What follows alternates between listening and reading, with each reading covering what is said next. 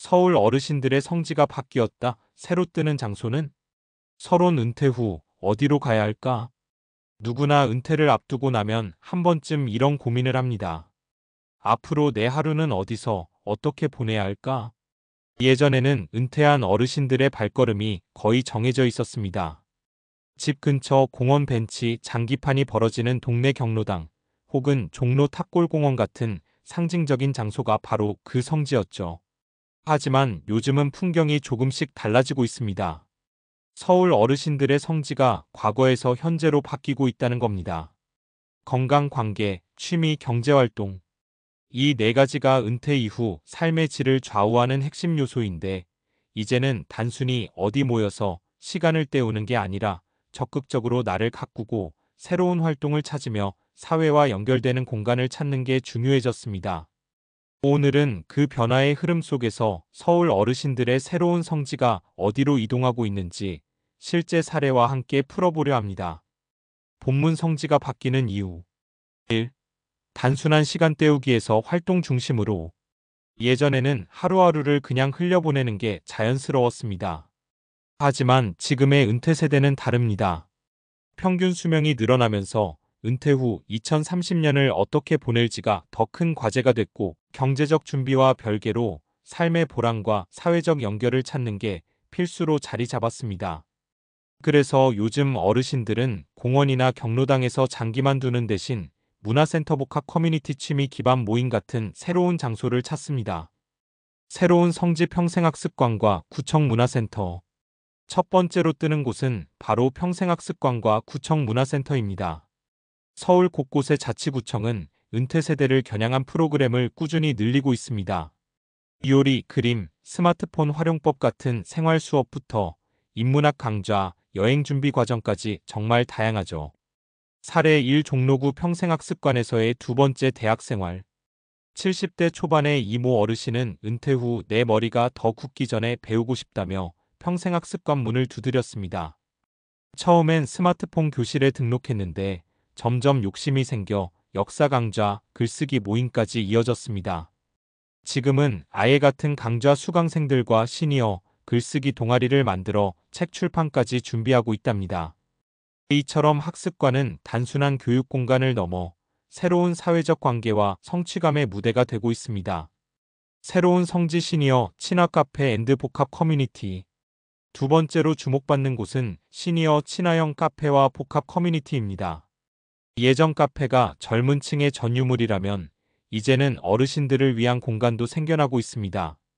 교류와 취미 활동, 소모임까지 가능한 공간이 많아졌죠. 사례 2. 성동구의 50플러스 캠퍼스 카페. 60대 중반의 박모 어르신은 퇴직 후 집에만 있으면 우울해지는 자신을 발견했습니다. 그러던 중 성동구의 50플러스 캠퍼스 내 카페를 알게 됐고, 그곳에서 기타 모임을 시작했습니다. 혼자였으면 절대 시도하지 않았을 취미였지만 같은 또래와 함께 배우다 보니 매주 모이는 시간이 기다려진다고 해요. 지금은 작은 공연까지 열면서 내 나이에 무대에 선다니 상상도 못했다고 합니다. 이런 공간은 단순히 커피 마시는 곳이 아니라 은퇴 후에도 활발히 활동할 수 있는 연결고리가 되고 있습니다. 새로운 성지 도서관과 복합문화 공간. 세 번째 성지는 도서관과 복합문화 공간입니다. 최근 서울의 도서관은 단순히 책만 빌리는 곳이 아닙니다. 강연, 전시, 음악회, 동아리 활동까지 가능한 생활문화 플랫폼으로 변신했죠. 사례 3. 은평구의 공공도서관에서 찾은 제2의 무대. 65세 김모 어르신은 은퇴 후 오랫동안 좋아했던 신앙송을 다시 시작했습니다. 동네 도서관의 문화 프로그램에서 시 낭독 모임을 발견했거든요. 처음엔 듣기만 했지만 곧 직접 무대에 서면서 지역 어르신들 앞에서 시를 낭송하게 됐습니다. 그는 말합니다. 내가 여전히 무대에 설 수 있다는 걸 느끼니 나이 들어도 할 수 있는 게 많다는 게 실감나요. 이처럼 도서관은 학습과 취미, 나아가 자존감을 회복하는 공간으로 바뀌고 있습니다. 은퇴 후 삶을 풍요롭게 하는 핵심 포인트. 위 사례들을 통해 알 수 있는 건 새로운 성지는 단순한 공간이 아니라 삶의 태도와 연결이라는 겁니다. 혼자가 아니라 함께하는 곳, 동아리, 수업, 모임을 통해 사회적 고립을 막을 수 있음. 활동과 배움이 있는 곳, 단순히 시간을 보내는 게 아니라 성취와 성장을 경험. 나만의 무대를 찾을 수 있는 곳, 은퇴 후에도 나는 여전히 의미 있는 존재라는 자존감 회복. 결론, 새로운 성지를 찾는 건 곧 나를 찾는 일. 서울 어르신들의 성지가 바뀌었다는 건 단순히 장소 변화가 아닙니다. 그것은 은퇴 세대의 삶의 방식이 달라지고 있다는 신호입니다. 과거에는 나이 들면 그냥 쉬어야지였다면 이제는 나이 들어서 더 배우고 더 즐기고 더 나눌 수 있다로 바뀌고 있는 거죠. 그래서 중요한 건 남들이 가는 유행 성지를 무작정 따라가는 게 아니라 내가 어떤 방식으로 은퇴 후 삶을 살고 싶은지를 고민하고 그에 맞는 장소를 선택하는 겁니다. 어떤 분에겐 평생학습관이, 또 다른 분에겐 커뮤니티 카페가, 혹은 도서관이 새로운 성지가 될 수 있겠죠.